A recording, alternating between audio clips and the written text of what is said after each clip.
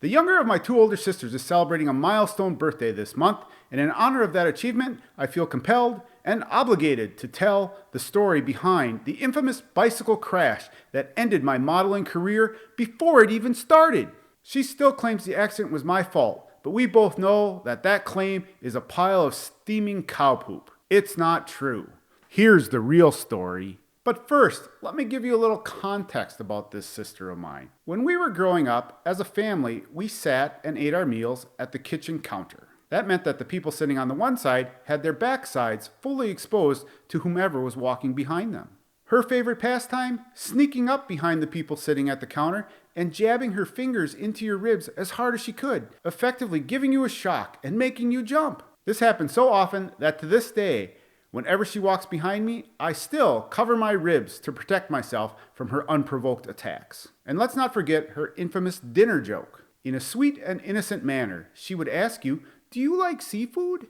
Regardless of your answer, bam, she would open her mouth and show you her half-chewed food. And she would say, "Seafood? Get it? It's a joke."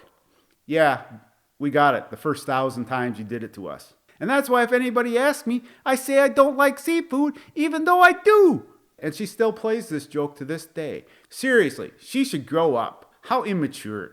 But back to the main story. I already told you about my neighbors that would host bonfires, where they would roast their hot dogs on their dirty manure forks. If you haven't seen that video, check out the link below. It's disgusting.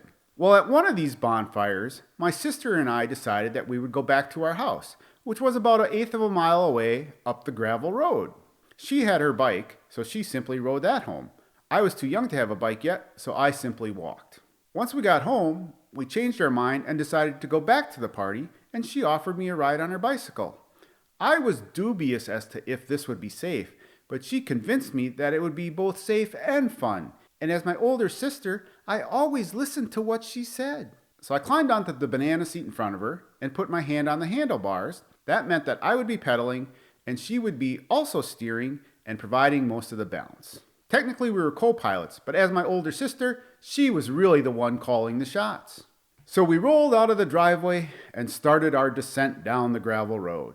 I wanted to go safe and slow, but like a deranged NASCAR coach, she just kept yelling, "Faster, faster, faster, pedal faster, go faster." I wanted to slow down, but she would have none of it. She just kept yelling, "Faster, faster, faster." She was deranged with the speed. Now, for those of you that grew up in the big city and have never driven on a gravel road, you should know that the middle of the road, where the cars drive, is typically packed down nice and firm. But the sides of the road are typically loose gravel and unpacked. And so what did my fun-loving sister decide to do at maximum velocity on this gravel road?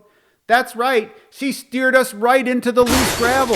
Kabam! As you can guess, we wiped out in spectacular fashion, with bicycles, arms, and legs flying every direction. When we hit the ground, it was like getting dragged across a cheese grater.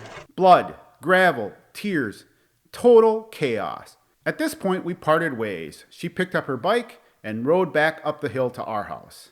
I, on the other hand, ran for the party screaming bloody murder, trying to get to my mother and proper medical attention. When I got to the bonfire, my mother took me into the house where she picked the gravel out of my leg and treated me for infection with that old, bright orange standby Mercurochrome. Mercurochrome has been banned in the US because it contains mercury. Nothing says healing like slathering a wound with heavy metal poisons.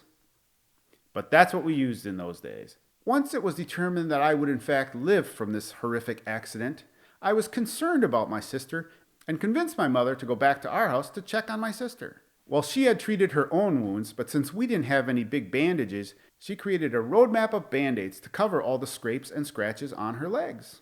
Well, we both eventually healed, I with my permanent scar ending my modeling career before it even started. And to this day, 50 plus years later, we still argue about whose fault the accident was. She claims that she was saying to slow down, whereas I am convinced that I was hearing faster, pedal faster. It's one of those mysteries that may never be solved. So, dear sister, in celebration of your milestone birthday, I offer you this gift. In the future, if anyone asks me about the bicycle accident, I no longer will say that it was totally your fault. I will instead acknowledge that it was probably 50-50 responsibility for the accident. And I will also admit that I do occasionally poke you in the ribs, and that I do occasionally show you my chewed up food also. But I learned those things from you. Happy birthday, sis. Sorry I can't be there for your party. Hope you have a good one. Do you have a story where your older sister was mean to you? If so, I'd love to hear about it. Drop it in the comments down below.